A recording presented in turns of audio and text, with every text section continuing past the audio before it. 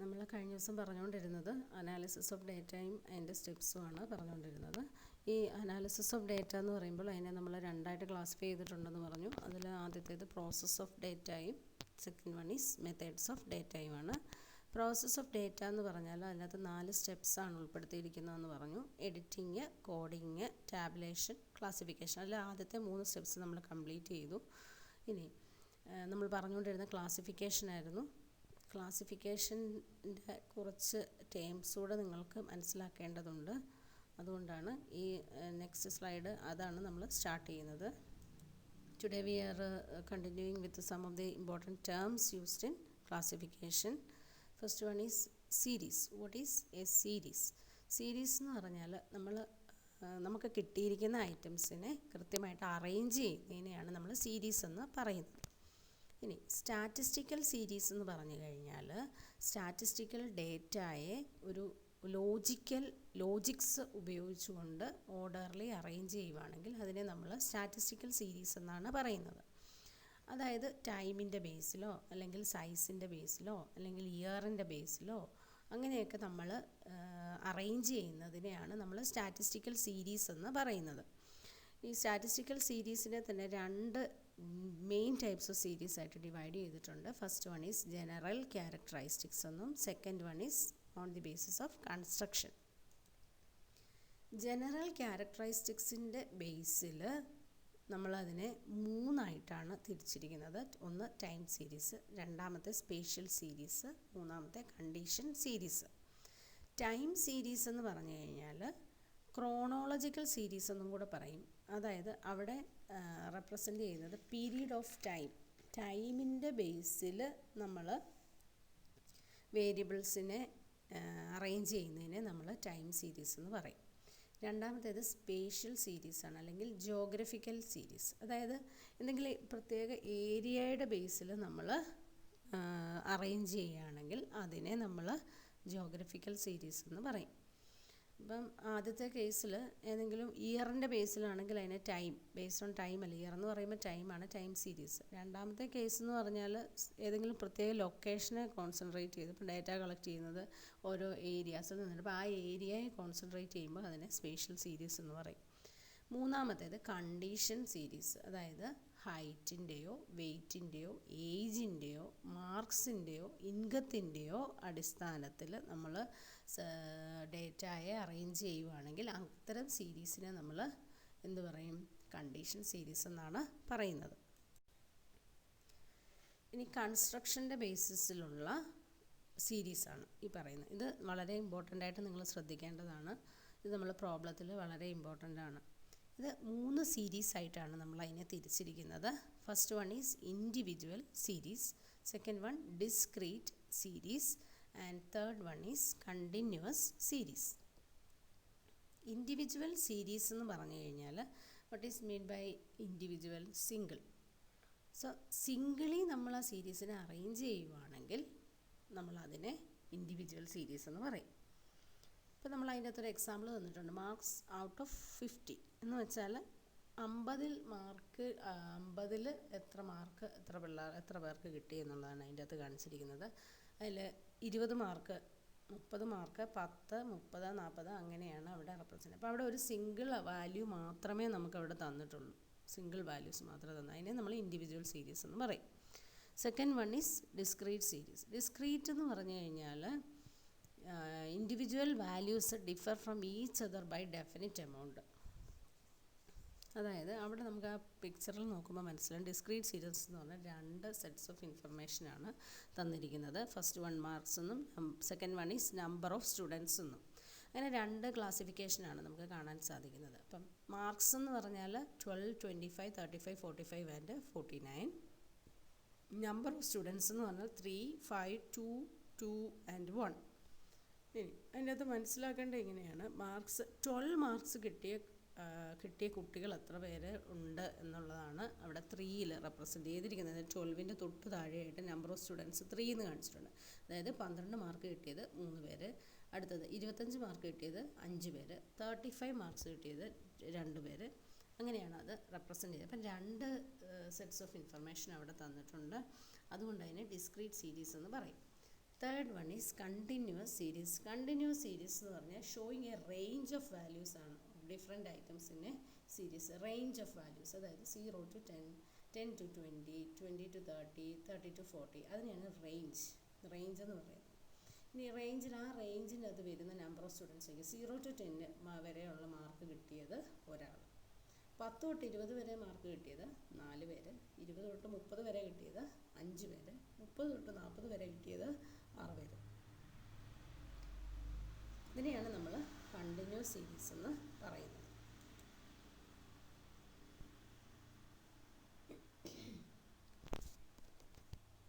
Next one is other terms. In ക്ലാസിഫിക്കേഷൻ്റെ അകത്ത് നമ്മൾ ഉപയോഗിക്കുന്ന മറ്റ് ടേംസ് ആണ്. അപ്പോൾ ആദ്യം പറഞ്ഞിരിക്കുന്ന ഫ്രീക്വൻസി, രണ്ടാമത് ഫ്രീക്വൻസി ഡിസ്ട്രിബ്യൂഷൻ എന്താണെന്നും ക്ലാസ് എന്താണെന്നുമാണ് നമ്മൾ മനസ്സിലാക്കേണ്ടത്. അപ്പോൾ നമ്മൾ പറഞ്ഞിരിക്കുന്ന ഫസ്റ്റ് ടൈം ഫ്രീക്വൻസി എന്ന് പറഞ്ഞാൽ നമ്പർ ഓഫ് ഐറ്റംസ്, നമ്പർ. അപ്പോൾ നമ്മൾ കഴിഞ്ഞ പ്രോബ്ലത്തിൻ്റെ അകത്ത്, കഴിഞ്ഞ ആ ടേബിൾസിൻ്റെ അകത്ത് നമ്മൾ ക്യാരക്ടറിസ്റ്റിക്സിൻ്റെ ബേസിലെ ടേബിൾസ് നമ്മൾ പഠിച്ചായിരുന്നു. അപ്പം ആ ടേബിൾസിൻ്റെ അകത്ത് ആദ്യത്തേത് മാർക്സ് എന്നും രണ്ടാമത് ഡിസ്ക്രീറ്റ് സീരീസ് എടുക്കുക. ഡിസ്ക്രീറ്റ് സീരീസിലാണ് നമ്മൾ ഫ്രീക്വൻസിയും കൂടെ ഉൾപ്പെടുത്തുന്നത്. അപ്പോൾ രണ്ടാമത്തെ സീരീസ് ഡിസ്ക്രീറ്റ് സീരീസ് എടുക്കുമ്പോൾ 2 സെറ്റ്സ് ഓഫ് ഇൻഫർമേഷനാണ് തന്നിരിക്കുന്നത്. ആദ്യത്തെ സെറ്റ്സ് ഓഫ് ഇൻഫർമേഷൻ എന്ന് പറഞ്ഞാൽ മാർക്കെന്നും രണ്ടാമത്തെ നമ്പർ ഓഫ് സ്റ്റുഡൻസുമാണ് തന്നിരിക്കുന്നത്. അപ്പോൾ ആ നമ്പർ ഓഫ് സ്റ്റുഡൻസ് എന്ന് പറയുന്നതിനെയാണ് നമ്മളിവിടെ ഫ്രീക്വൻസി എന്ന് പറയുന്നത്. അപ്പം number of items A given value appears in A distribution, എത്ര പേരാണ് അതിൻ്റെ അകത്ത് വരുന്നത്. അപ്പോൾ ആ നമ്പർ ഓഫ് ടൈംസിനെയാണ് നമ്മൾ ഫ്രീക്വൻസി എന്ന് പറയുന്നത്. ഇനി എന്താണ് ഫ്രീക്വൻസി ഡിസ്ട്രിബ്യൂഷൻ എന്ന് നോക്കാം. ഫ്രീക്വൻസി ഡിസ്ട്രിബ്യൂഷൻസ് എന്ന് പറഞ്ഞാൽ 2 സെറ്റ്സ് ഓഫ് ഇൻഫർമേഷൻ നമുക്ക് അവൈലബിൾ ആയിട്ടുണ്ടായിരിക്കും. ഒന്ന് ഫ്രീക്വൻസിയും രണ്ടാമത്തേത് associated values of A variables. അപ്പോൾ കഴിഞ്ഞ പ്രോബ്ലത്തിൽ തന്നെ ഇൻഡിവിജ്വൽ സീരീസ് എന്ന് പറഞ്ഞാൽ ഒറ്റ സെറ്റ് ഓഫ് ഇൻഫർമേഷൻ മാത്രമേ ഉള്ളൂ, വേരിയബിൾസ് മാത്രമേ അവിടെ തന്നിട്ടുള്ളൂ, ഫ്രീക്വൻസീസ് ഇല്ല. രണ്ടാമത്തെ കേസിൽ ഡിസ്ക്രീറ്റ് സീരീസിൽ പറഞ്ഞിട്ടുണ്ട് മാർക്സും തന്നിട്ടുണ്ട്, നമ്പർ ഓഫ് സ്റ്റുഡൻസും തന്നിട്ടുണ്ട്. അതായത് മാർക്സ് എന്ന് പറയുന്നതിനെയാണ് നമ്മൾ ഫ്രീക്വൻസി എന്നും രണ്ടാമത്തേത് associated values of A variable, അതായത് നമ്പർ ഓഫ് മാർക്സിനെ നമ്മൾ അസോസിയേറ്റഡ് വാല്യൂസ് ഓഫ് വേരിയബിൾ എന്നാണ് പറയുന്നത്, വേരിയബിളിൻ്റെ വാല്യൂസ് എന്നും. അതുപോലെ നമ്പർ ഓഫ് സ്റ്റുഡൻസിനെ നമ്മൾ ഫ്രീക്വൻസി എന്നുമാണ് രേഖപ്പെടുത്തിയിരിക്കുന്നത്. അപ്പോൾ രണ്ടും അടുത്തടുത്തായിട്ട് അത് റെപ്രസെൻ്റ് ചെയ്തിരിക്കുകയാണ്. അപ്പോൾ അങ്ങനെയുള്ള ഡിസ്ട്രിബ്യൂഷനെ നമ്മൾ ഫ്രീക്വൻസി ഡിസ്ട്രിബ്യൂഷൻ എന്നാണ് പറയുന്നത്. നെക്സ്റ്റ് ടേം എന്ന് പറഞ്ഞാൽ ക്ലാസ് എന്ന് പറഞ്ഞാൽ നമ്മൾ കഴിഞ്ഞ ക്ലാസിഫിക്കേഷൻ്റെ അകത്ത് പഠിച്ചിരുന്നു. കണ്ടിന്യൂസ് സീരീസിനെ കുറിച്ച് പറഞ്ഞു. കണ്ടിന്യൂസ് സീരീസിൻ്റെ അകത്ത് ഇങ്ങനെ ലിമിറ്റ് ഇങ്ങനെ പറഞ്ഞിട്ടുണ്ടായിരിക്കും, 0 to 10, 10 to 20, 20 to 30 അങ്ങനെ പറഞ്ഞു പോയിട്ടുണ്ട്. അപ്പോൾ അതിനെയാണ് നമ്മൾ ക്ലാസ് എന്ന് പറയുന്നത്. അതായത് group of numbers items are placed, അതായത് 0 to 10 വരുന്ന എത്ര പേരാണുള്ളത്, 10 തൊട്ട് 20 വരെയുള്ള എത്ര പേരാണുള്ളത്, 20 തൊട്ട് 30 വരെയുള്ളവർ എത്ര പേരാണുള്ളത്. അപ്പോൾ അങ്ങനെ റെപ്രസെൻ്റ് ചെയ്യുന്നതിനെ നമ്മൾ ക്ലാസ് എന്നാണ് പറയുന്നത്. അടുത്ത ടേം എന്ന് പറഞ്ഞാൽ ക്ലാസ് ലിമിറ്റ്സ്. ക്ലാസ് ലിമിറ്റ്സ് എന്ന് പറഞ്ഞാൽ ഇവിടെ ഇപ്പോൾ ഒരു എക്സാമ്പിൾ തന്നിട്ടുണ്ട്, 5 to 10. 5 to 10 എന്ന് വെച്ച് കഴിഞ്ഞാൽ 5 എന്ന് പറയുന്നത് ലോവർ ലിമിറ്റും 10 എന്ന് പറയുന്നത് അപ്പർ ലിമിറ്റുമാണ്. അതായത് ഇതിനെ രണ്ടിനെയും 2 എക്സ്ട്രീം വാല്യൂസ് എന്നാണ് പറയുന്നത്. അതായത് ഇങ്ങേയറ്റത്തും, അതായത് എക്സ്ട്രീം ലെഫ്റ്റിലും എക്സ്ട്രീം റൈറ്റിലും ഉള്ള വാല്യൂസിനെ മാത്രമാണ് എടുത്തു വച്ചിരിക്കുന്നത്. അതുകൊണ്ടാണ് അതിനെ എക്സ്ട്രീം വാല്യൂസ് എന്ന് പറയുന്നത്. അപ്പം L1 എന്നുള്ളത് ലോവർ ലിമിറ്റും L2 എന്നുള്ളത് അപ്പർ ലിമിറ്റുമാണ്. Next is magnitude of class, അതായത് ക്ലാസ്സിൻ്റെ സൈസ്. അതായത് ഡിഫറൻസ് ബിറ്റ്വീൻ അപ്പർ ലിമിറ്റും ലോവർ ലിമിറ്റും. Upper limit minus lower limit ചെയ്യുമ്പോൾ കിട്ടുന്ന വാല്യൂവിനെയാണ് നമ്മൾ മാഗ്നിറ്റ്യൂഡ് ഓഫ് ദി ക്ലാസ് എന്ന് പറയുന്നത്. ഇവിടെ ഇപ്പോൾ തന്നിരിക്കുന്ന ഒരു എക്സാമ്പിൾ എന്ന് പറഞ്ഞാൽ ഒരു ക്ലാസ് ഇൻ്റർവെൽ തന്നിട്ടുണ്ട് 20 to 50. 20 to 50ക്ക് അത് 20 എന്നുള്ളത് ലോവർ ലിമിറ്റും 50 എന്നുള്ളത് അപ്പർ ലിമിറ്റുമാണ്.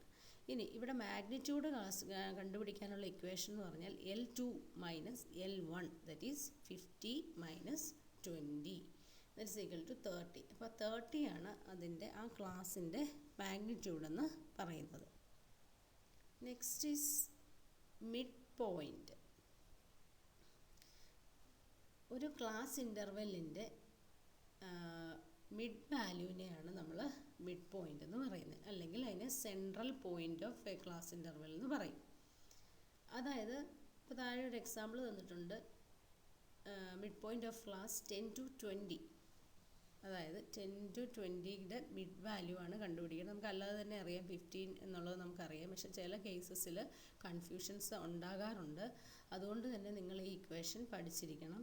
മിഡ് വാല്യൂ കാണാനുള്ള ഇക്വേഷൻ എന്ന് പറഞ്ഞാൽ lower limit plus upper limit divided by 2 എന്നുള്ളതാണ് മിഡ് വാല്യൂ കാണാനായിട്ടുള്ള equation. That is it lies half way between lower and upper limit. രണ്ടിൻ്റെയും കൂടെ നടുക്ക് വരുന്ന ഒരു വാല്യൂ ആണ് മിഡ് പോയിൻ്റ് എന്ന് പറയുന്നത്.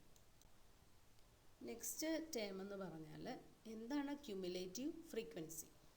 ക്യുമുലേറ്റീവ് ഫ്രീക്വൻസി എന്ന് പറഞ്ഞാൽ running total of all frequencies, ഓരോന്നിൻ്റെയും അതായത് എല്ലാത്തിൻ്റെയും ക്യുമുലേറ്റീവ് ഫ്രീക്വൻസി എന്ന് വെച്ച് കഴിഞ്ഞാൽ എന്താണ് ക്യുമുലേഷൻ എന്ന് വെച്ചാൽ ആഡ് ചെയ്യുക. അപ്പോൾ ക്യുമുലേറ്റീവ് ഫ്രീക്വൻസി എന്ന് പറഞ്ഞാൽ എന്തോ ആഡ് ചെയ്തിട്ടുള്ള ഒരു ഫ്രീക്വൻസീസിനെ എല്ലാം കൂടെ ആഡ് ചെയ്യുമ്പോഴാണ് അത് ക്യുമുലേറ്റീവ് ഫ്രീക്വൻസി ആയിട്ട് കൺവേർട്ട് ചെയ്യുന്നത്. ഇത് 2 ടൈപ്സ് ആണ്, ലെസ് ദാനും ഉണ്ട് ഗ്രേറ്റർ ദാനും ഉണ്ട്. ഇനി റൈറ്റ് സൈഡിലെ ടേബിൾ ഒന്ന് നോക്കുക. അവിടെ കുറേ സ്കോർസ് തന്നിട്ടുണ്ട്. 1 1 2 2 2 2 2 ഈ 3 4 ടൈംസ് റിപ്പീറ്റ് ചെയ്തിട്ടുണ്ട്, 4 2 ടൈംസ് റിപ്പീറ്റ് ചെയ്തിട്ടുണ്ട്, 5. ഇനി അത് നമ്മൾ ടേബിളിലേക്ക് റെപ്രസെൻ്റ് ചെയ്യുന്നത് ഇങ്ങനെയാണ്. റിപ്പീറ്റ് ചെയ്തത് നമ്മൾ എടുക്കണ്ട, പകരം ഒരു തവണ അത് റെക്കോർഡ് ചെയ്താൽ മതിയാകും. അപ്പോൾ സ്കോർ നോക്കിക്കേ, നമുക്ക് തന്നിരിക്കുന്നത് 14 എണ്ണമാണ്, 14 സ്കോർസാണ് തന്നിരിക്കുന്നത്. നമ്മൾ അതിനെ കൺക്ലൂഡ് ചെയ്തു, കണ്ടൻസ് ചെയ്തു. അതായത് 1 2 3 4 and 5 അങ്ങനെ നമ്മൾ അതിനെ കണ്ടൻസ് ചെയ്തു. ഈ രണ്ടാമത്തെ ഇതെന്ന് പറഞ്ഞാൽ സ്റ്റെപ്പിൽ പറയുന്ന ഫ്രീക്വൻസി നമ്മൾ കണ്ടുപിടിക്കുകയാണ്. അപ്പോൾ 1 എത്ര തവണ റിപ്പീറ്റ് ചെയ്തിട്ടുണ്ട്? 2 ടൈംസ് റിപ്പീറ്റ് ചെയ്തിട്ടുണ്ട്. 2 5 ടൈംസ് റിപ്പീറ്റ് ചെയ്തിട്ടുണ്ട്. 3 4 ടൈംസ് റിപ്പീറ്റ് ചെയ്തിട്ടുണ്ട്. Same way 4 repeated 2 times and 5 repeated 1 time. ഇനി how cumulative frequency to be calculated? Cumulative frequency എന്ന് പറഞ്ഞാൽ നമ്മൾ ആഡ് ചെയ്യുവാണെന്നുള്ള പറഞ്ഞായിരുന്നു. 2 first frequency becomes 2, so cumulative frequency also 2, nothing is to be added. Second item എന്ന് പറഞ്ഞാൽ 5 plus 2 that is 7. Then third one is 7 plus 4. 7 means cumulative frequency plus 4 is frequency. അത് കൂട്ടുമ്പോൾ കിട്ടുന്ന വാല്യൂ ആണ് 11. Then 11ൻ്റെ കൂട്ടത്തിൽ frequency 2 കൂടെ add ചെയ്യുമ്പോൾ 13 കിട്ടും. 13ൻ്റെ കൂടെ ഫ്രീക്വൻസി ആയി 1 ആഡ് ചെയ്യുമ്പോൾ 14 കിട്ടും. അപ്പോൾ ടോട്ടൽ ക്യുമുലേറ്റീവ് ഫ്രീക്വൻസി എന്ന് പറഞ്ഞാൽ എത്രയാണ്? 14 ആണ്. അതുതന്നെയാണ് നമ്മുടെ ഫ്രീക്വൻസി എല്ലാം കൂടെ ടോട്ടൽ ചെയ്യുമ്പോൾ കിട്ടുന്ന വാല്യൂ. അപ്പോൾ ഇതിനെയാണ് നമ്മൾ ക്യുമുലേറ്റീവ് ഫ്രീക്വൻസി എന്ന് പറയുന്നത്. അപ്പോൾ ഇത്രയുമാണ് നമ്മുടെ സെക്കൻഡ് മോഡ്യൂളിൽ ഉൾപ്പെടുത്തിയിരിക്കുന്നത്. അപ്പോൾ ഇന്ന് പഠിച്ച ഈ ടേംസ് എല്ലാം തന്നെ നമ്മൾ അടുത്ത മോഡ്യൂൾ 3യിലേക്ക് കടക്കുമ്പോൾ എല്ലാവരും അറിഞ്ഞിരിക്കണം. അതുകൊണ്ട് എല്ലാവരും നിർബന്ധമായി ഇതെല്ലാം പഠിച്ചെങ്കിൽ മാത്രമേ നമ്മൾ പ്രോബ്ലത്തിലേക്ക് കടക്കുമ്പോൾ ഓരോന്നും മനസ്സിലാകുകയുള്ളൂ. അതുകൊണ്ട് ഇത് നന്നായി പഠിക്കുക. അപ്പോൾ നമ്മൾ നെക്സ്റ്റ് ചാപ്റ്ററിലേക്ക് പോവുകയാണ്. ഇനി കൺസ്ട്രക്ഷൻ്റെ ബേസിസിലുള്ള സീരീസാണ് ഈ പറയുന്നത്. ഇത് വളരെ ഇമ്പോർട്ടൻ്റ് ആയിട്ട് നിങ്ങൾ ശ്രദ്ധിക്കേണ്ടതാണ്. ഇത് നമ്മൾ പ്രോബ്ലത്തിൽ വളരെ ഇമ്പോർട്ടൻ്റ് ആണ്. ഇത് 3 സീരീസ് ആയിട്ടാണ് നമ്മൾ അതിനെ തിരിച്ചിരിക്കുന്നത്. First one is individual series, second one discrete series and third one is continuous series. Individual series എന്ന് പറഞ്ഞു കഴിഞ്ഞാൽ what is mean by individual? Single. So സിംഗിളി നമ്മൾ ആ സീരീസിനെ അറേഞ്ച് ചെയ്യുകയാണ്. ഇനി എന്താണ് മെഷേഴ്സ് ഓഫ് സെൻട്രൽ ടെൻഡൻസി എന്തെന്ന് നോക്കാം. മെഷേഴ്സ് ഓഫ് സെൻട്രൽ ടെൻഡൻസി എന്ന് പറഞ്ഞാൽ സമ്മറി സ്റ്റാറ്റിസ്റ്റിക്സ് ആണ്. അത് സെൻറ്റർ പോയിൻറ്റിനെ കോൺസെൻട്രേറ്റ് ചെയ്തിട്ടാണ് അതിൻ്റെ വാല്യൂ കിട്ടുന്നത്. നമുക്കൊരു സീരീസ് തന്നിട്ടുണ്ടെങ്കിൽ അതിൻ്റെ സെൻട്രൽ വാല്യൂ എത്രയാണോ അതിനെയാണ് നമ്മൾ സെൻട്രൽ ടെൻഡൻസി എന്ന് പറയുന്നത്. ഇനി അത് 3 ടൈപ്സ് ഓഫ് സെൻട്രൽ ടെൻഡൻസിയാണ് നമ്മൾക്ക് പഠിക്കാനുള്ളത്: മീൻ, മീഡിയൻ ആൻഡ് മോഡ്. ഇത് ഒരു പിക്ചോറിയൽ റെപ്രസെൻറ്റേഷൻ എന്നുള്ളതേ ഉള്ളൂ. നിങ്ങളത് വായിച്ച് മനസ്സിലാക്കുക എന്നുള്ളതേ. ഇനി today's assignment is briefly explain the parts of A table. നമ്മൾ അടുത്ത ട്യൂസ്ഡേയിൽ ഒരു ഓൺലൈൻ എക്സാം ഞാൻ കണ്ടക്ട് ചെയ്യുന്നുണ്ട്. അപ്പോൾ എല്ലാവരും അതിൽ പങ്കെടുത്തിരിക്കണം. കാരണം ഈ മാർക്ക് കൺസിഡർ ചെയ്യുന്നതാണ്.